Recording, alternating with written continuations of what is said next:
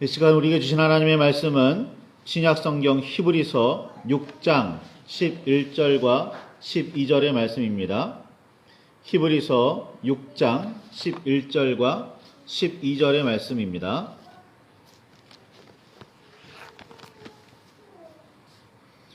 찾으셨으면 우리 함께 말씀을 봉독하시겠습니다. 우리가 간절히 원하는 것은 너희 각 사람이 동일한 부지런함을 나타내어 끝까지 소망의 풍성함에 이르러 게으르지 아니하고 믿음과 오래 참음으로 말미암아 약속들을 기업으로 받는 자들을 본받는 자 되게 하려는 것이라. 아멘. 주님 우리의 마음을 여시어 말씀을 깨닫게 하옵소서. 아멘.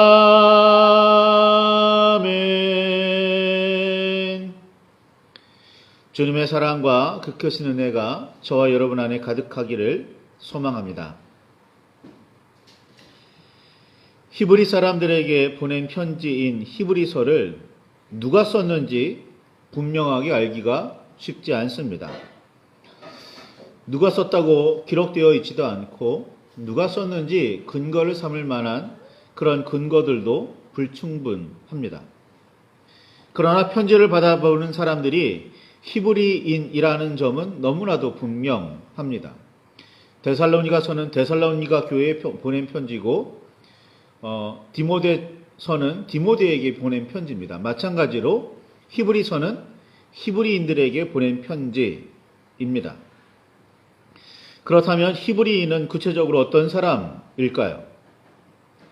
창세기에는 소돔 연합군이 엘람 연합군과 전쟁할 때에 소돔에 거주하던 롯이 포로로 잡혀가는 이야기가 창세기에 기록되어 있습니다.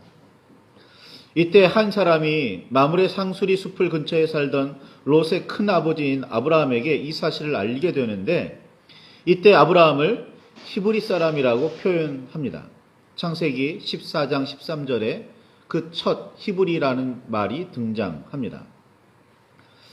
히브리의 뜻은 저쪽에서 온 사람입니다.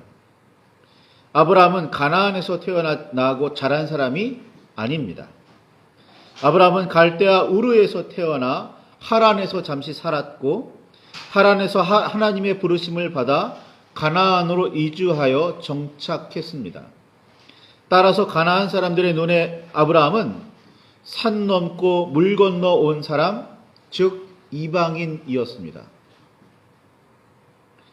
고대에는 산 넘고 물 건너온 낯선 사람들인 이방인, 즉 히브리는 보통 전쟁을 통해 멸망시키거나 혼인 등 외교적인 수단을 동원해서 흡수하고 통합해야 할 대상이었습니다. 우리가 사는 오늘도 히브리는 언제나 우리 주변에 있습니다. 하나님께서는 출애굽기 22장 21절에 너는 이방 나그네를 압제하지 말며 그들을 학대하지 말라. 너희도 애굽 땅에서 나그네였음이니라 라고 명령하셨습니다. 처음부터 가깝고 친한 사람은 없습니다. 뱃속에서 10달을 기르다가 낳은 자녀라도 처음 얼굴을 마주하는 순간에는 낯설기 마련입니다. 신생아는 누구나 눈을 감은 채로 태어납니다. 아기는 우선 소리와 냄새로 어머니를 알고 나중에야 얼굴을 알아본다고 합니다. 다시 말해 친부모 자식 사이라도 처음에는 서로 낯설기 마련입니다. 성경은 낯선 사람들을 환영하고 선하게 대접하라고 가르치고 있으나 낯선 사람들은 예나 지금이나 환영받지 못하는 경우가 많습니다. 어색해서건 무서워서건 조금은 멀리하고 싶어합니다. 이스라엘 민족의 이름으로 불리게 된 시기는 이스라엘이 민족의 이름으로 불리게 된 시기는 노예로 살던 이집트를 탈출할 때였습니다. 이때 이스라엘 민족의 정체성이 생겨납니다. 출애굽한 사람들 속에는 수많은 잡족도 있었습니다. 이스라엘을 포함해서 수많은 잡족 모두를 한꺼번에 부르는 이름이 히브리였습니다. 식량을 구하러 들어와서 빌부터 사는 사람들과 노예로 부리던 사람들을 낮추어 부르던 말이 히브리였습니다. 히브리는 낯설어서라도 가까이 하기 싫어했지만 대단하지 않다고 생각했기에, 심지어 천하다고 생각했기에 멀리하고자 했던 사람들입니다. 하나님께서는 이스라엘 너희가 바로 그런 히브리였다는 사실을 기억하라고 이미 출애굽기에 명령하고 또 명령하십니다. 창세기에도 너희가 나그네였다는 사실을 잊지 말아라, 나그네를 선대해라 라고 그렇게 명령하고 계시는 하나님의 음성을 들을 수 있습니다. 히브리라는 이름에 비해서 이스라엘이나 유대에는 매우 큰 자부심이 깃든 용어들입니다. 하나님과 및 사람들과 겨루어 이겼다는 뜻의 이스라엘만큼 뿌듯한 이름은 없습니다. 사람들과 겨루어 이겼어도 자랑스러울 텐데 심지어 하나님과 겨루어 이겼다니 누가 들어도 대단한 이름입니다. 늘 그렇게 승리자로 살지는 못했지만 그만한 자존감을 가지고 오늘을 살아간다는 점은 매우 중요하기도 합니다. 종종 그런 자존감이 긍지를 회복하는 원동력이 되기도 합니다. 한때 부강했던 다윗의 왕조가 바벨론에게 멸망하고 포로로 끌려갔던 그들이 그 험난한 포로 생활에서 버틸 수 있었던 힘이기도 했습니다.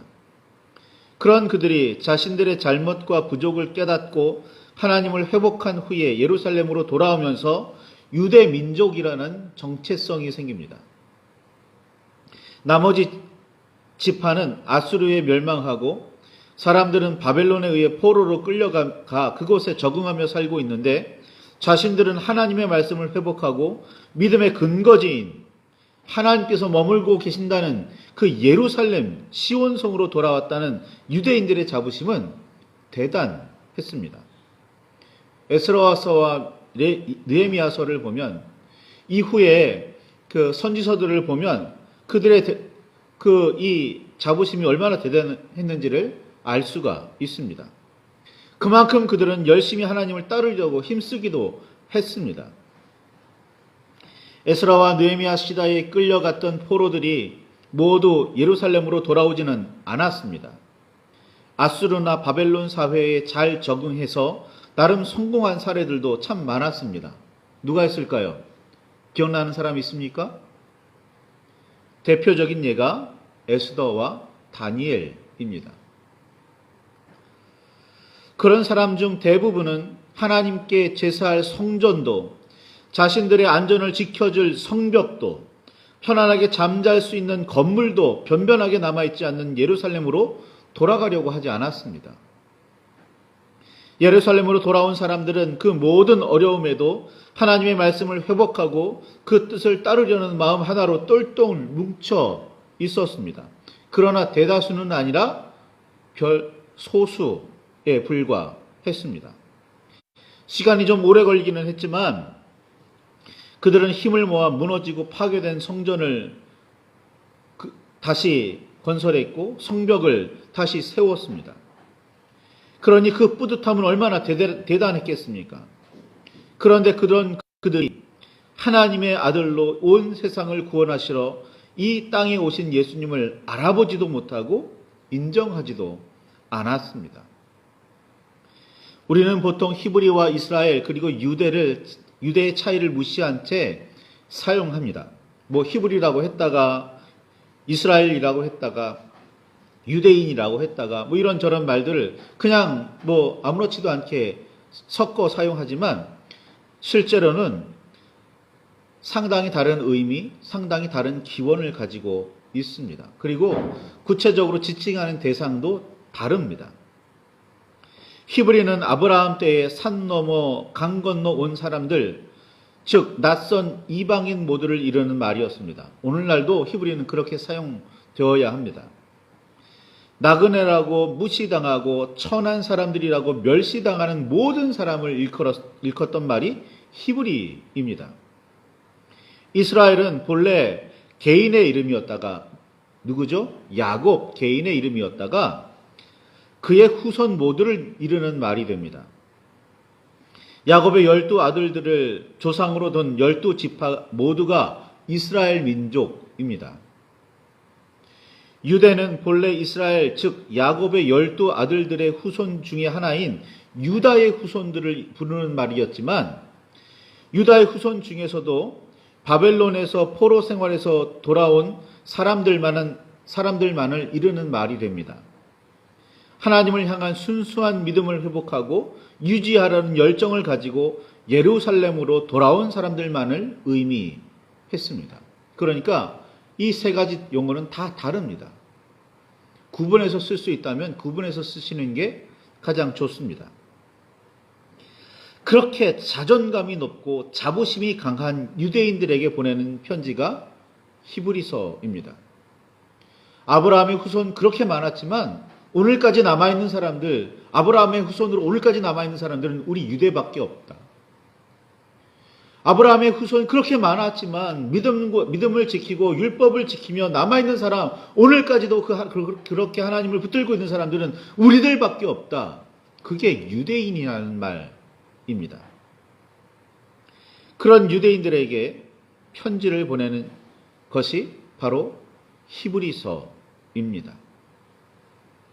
그들은 아브라함의 후손 이스라엘이라는 사실을, 이스라엘 중에서도 특히 유대인이라는 사실을 그렇게도 자랑스러워했습니다. 우리만이 선택받은 백성이고 우리만이 선택받을 만한 가치가 있고 자격이 있다고 생각했습니다.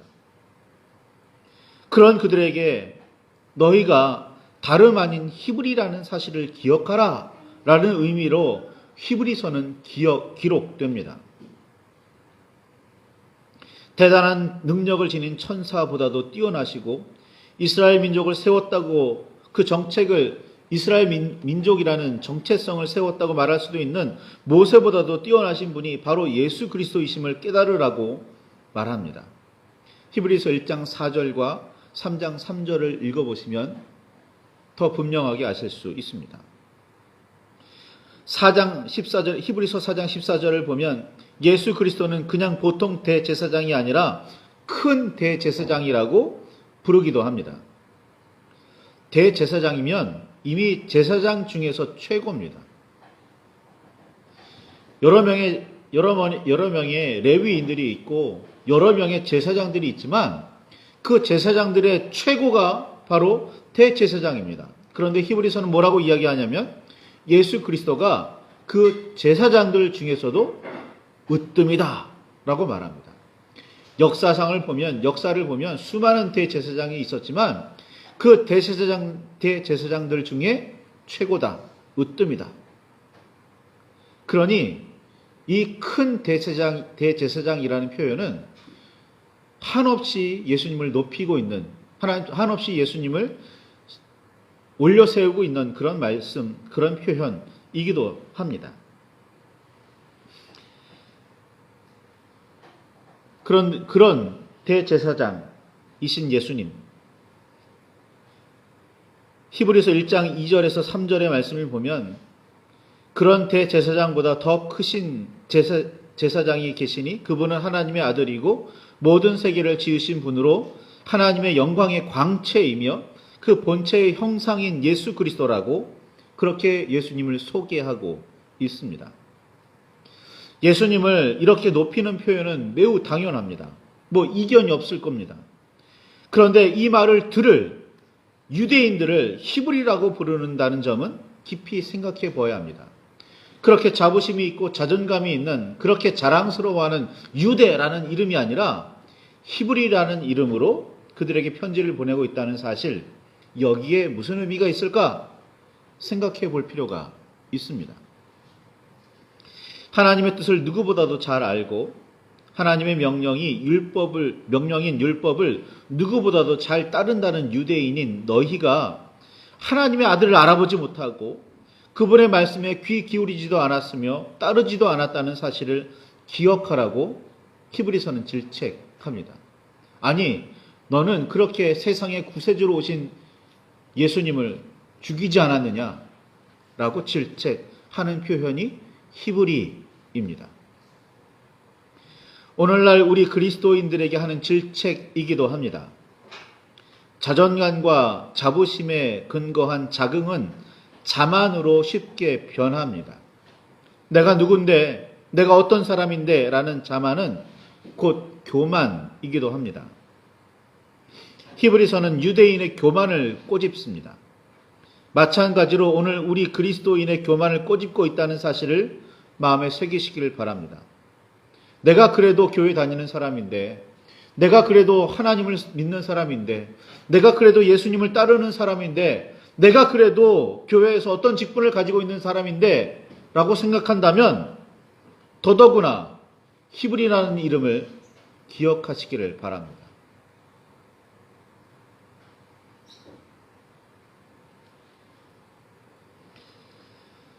교만을 버리고 겸손하게 하나님 앞에 무릎을 꿇고 예수 그리스도께 순종해야 합니다. 참 하나님의 사람이라면 참 그리스도인이라고 그렇게 해야 합니다.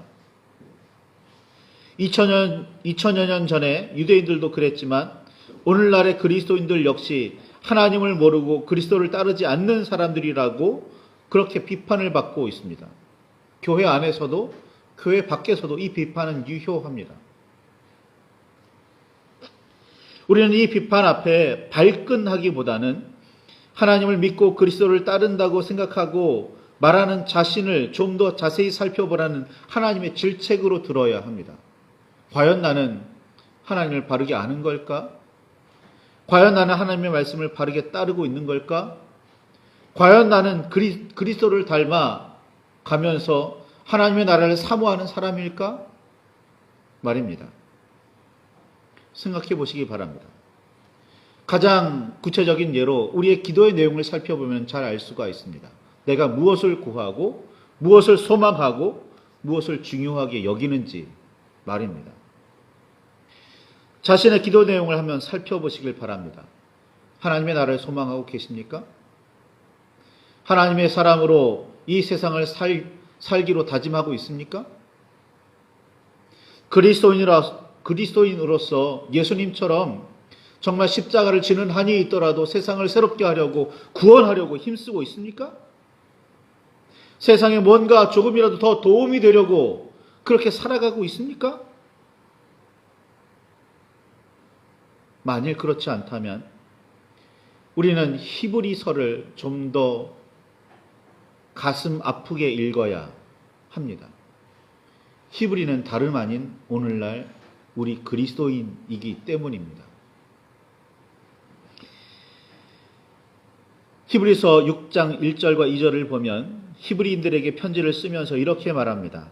그러므로 우리가 그리스도의 도의 초보를 버리고 죽은 행실을 회개함과 하나님께 대한 신앙과 세례들과 안수와 죽은 자의 부활과 영원한 심판에 관한 교훈의 털을 다시 닦지 말고 완전한 대로 나아갈지라 라고 강력하게 말합니다. 유대인 중에도 예수 그리스도의 복음을 받아들여 예수 그리스도의 복음을 받아들여 유대교를 떠난 사람들이 꽤 많았습니다. 그들은 더 이상 유대인이라고 부르지 않아도 되었고 이제 새로운 백성, 새로운 사람들입니다. 그런데 이들 중에 많은 사람이 이런저런 이유로 다시 유대교로 돌아가곤 했습니다. 박해도 있었고 그리스도를 따른다는 이유로 사회에서 고립되기도 했으니까 그들이 겪었을 어려움은 어느 정도 상상이 됩니다. 유대교로 다시 돌아가지는 않았더라도 믿음이 더 성장하지 않는 사람들도 꽤 많았습니다. 오늘날에도 교회를 떠나는 사람들이 있고 교회 안에 있음에도 불구하고 믿음이 성장하지 않는 사람들이 있습니다. 하나님을 안다고 자부하고 하나님의 말씀을 따른다고 자부는 하는데 더 커다란 하나님의 사역에 자신을 내어놓지 않는 사람들 굉장히 많습니다. 그냥 교회 안에서 이 땅에 살면서 어떻게 평안하게 살까를 고민하는 사람들, 하나님의 뜻대로 자신을 희생하려고 하지 않는 사람, 하나님의 뜻대로 자신을 내어놓으려고 하지 않는 사람들 얼마나 많이 있습니까? 히브리서 기자는 자만과 교만에 사로잡혀 있는 유대인들에게 그리고 그리스도의 도를 버리고 떠난 사람들에게 나아가 그리스도의 가르침을 붙들고 있으면서도 성장하지 못하는 사람들, 열매 맺지 못하는 사람들에게 히브리서 6장 11절과 12절을 이렇게 말합니다. 우리가 간절히 원하는 것은 너희 각 사람이 동일한 부지런함을 나타내어 끝까지 소망의 풍성함에 이르러 게으르지 아니하고 믿음과 오래 참음으로 말미암아 약속들을 기업으로 받는 자들을 본받는 자 되게 하려는 것이라 라고 말이죠. 좀 복잡한 표현을 합니다. 이것이 히브리서를 쓰는 이유이고 이것이 유대인들을 히브리라고 부르는 이유입니다. 오늘 우리가 히브리서를 좀 더 가슴 아프게 읽어야 하는 이유이기도 합니다. 부지런히 힘써서 믿음이 더욱 성장하고 귀한 열매를 많이 맺으라고 히브리 기자는, 히브리서를 쓴 사람은 계속해서 권면하고 있는데 정말 그렇게 살고 있습니까? 오늘도 부지런히 힘써서 하나님께 나가고 있으십니까? 예수님을 닮아가고 있으십니까? 예수님만큼은 아니라도 바울은 닮고 있습니까? 바울은 아니라도 성인으로 불리는 신앙의 선배들은 닮아가고 있습니까? 성인까지는 아니라도 내 주변에 있는 믿음의 본이 될 만한 그분들을 따라가고 있습니까? 어떻습니까?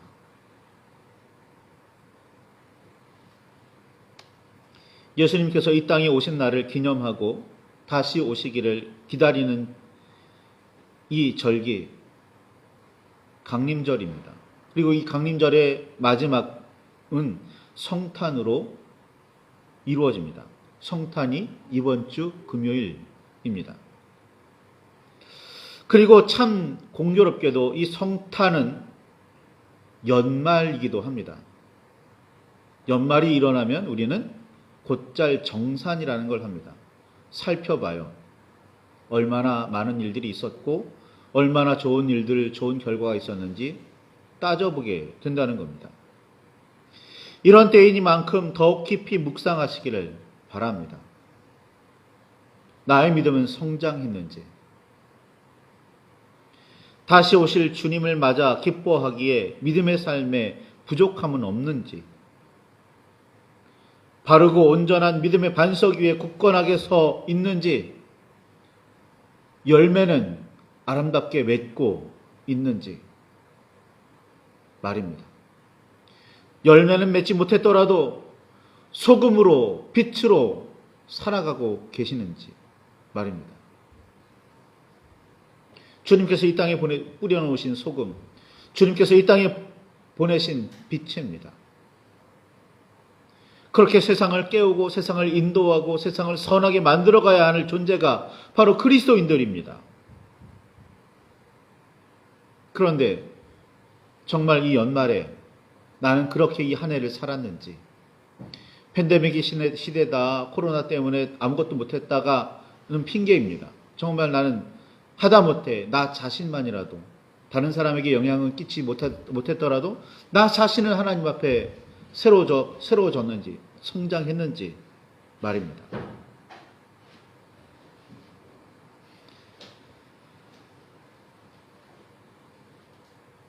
히브리임을 잊지 않고 다른 히브리를 하나님 아버지의 사랑과 그리스도의 은혜와 성령의 인도하심으로 돌보고 있는지